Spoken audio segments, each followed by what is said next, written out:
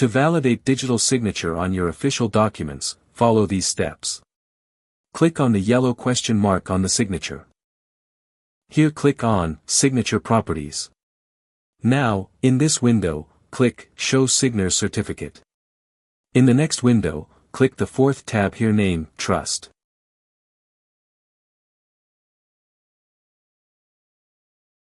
Now, click here Add to Trusted Certificates.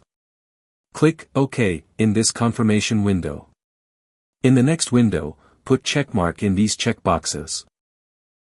Use this certificate as a trusted route. Then towards Certified Documents. Then toward all these three items.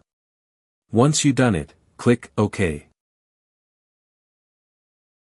In the next window also click OK. Now click Validate Signature.